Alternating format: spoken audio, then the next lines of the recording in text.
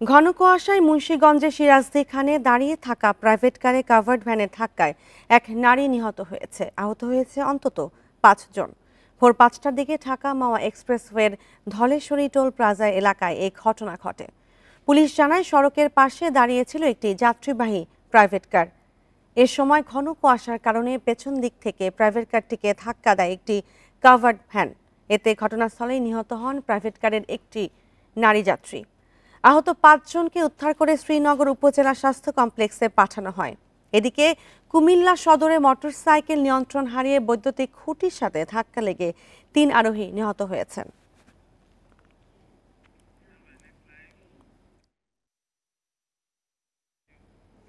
মুন্সিগঞ্জের সিরাজদিখানে ঢাকা মাওয়া এক্সপ্রেসওয়ের ঘন কুয়াশায় প্রাইভেট কার কাভার্ড ভ্যান সংঘর্ষে এক নারী নিহত হয়েছেন।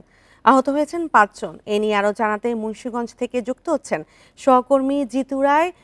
জিতু রায়, আমরা দেখছি প্রতিদিন এই ঢাকা মাওয়া এক্সপ্রেসওয়েতে দুর্ঘটনা ঘটছে, কালকেও হয়েছে এবং আজকেও হয়েছে। এখান থেকে কর্তৃপক্ষ এ ব্যাপারে কি ব্যবস্থা নিয়েছে?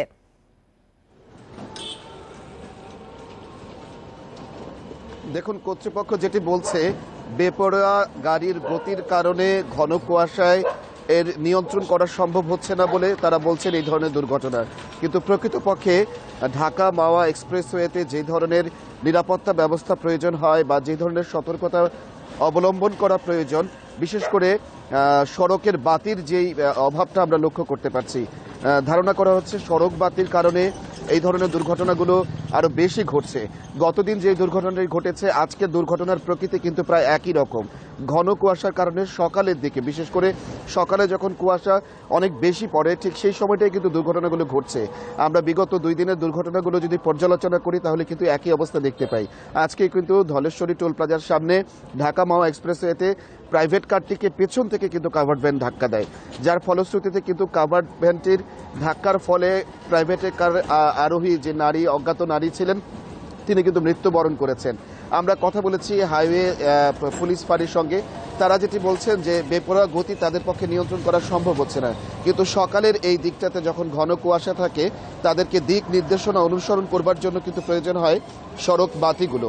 আর এই সড়ক বাতিগুলো কিন্তু সেই সময় আমরা দেখেছি যে অনেকটা জায়গায় কিন্তু সড়ক বাতি ঠিকমতো জ্বলে ওঠে না, যার কারণে কিন্তু যারা এই সড়কটি ব্যবহার করছেন, যারা এই সড়কটিতে গাড়ি চালাচ্ছেন, তারা কিন্তু নির্ণয় করতে পারছেন না তাদের কোথায় থামতে হচ্ছে, তাদের কোথায় যেতে হবে। যেহেতু এই মহাসড়কটিতে গাড়ির চলাচল অনেক বেশি থাকে এবং সকালের দিকে সেই চাপটি বেশি থাকে, আর সেজন্যই কিন্তু নিয়ন্ত্রণ ব্যবস্থাটা কিন্তু এখন অনেক বেশি প্রয়োজন। আর এর পাশাপাশি ফায়ার সার্ভিস যেটি বলছেন, গাড়ি চালকদেরকে কিন্তু এই দিকে সতর্কতা অবলম্বন করা প্রয়োজন, যেহেতু ঘন কুয়াশার কারণে বিগত 2 দিনে এই ধরনের দুর্ঘটনা ঘটেই যাচ্ছে।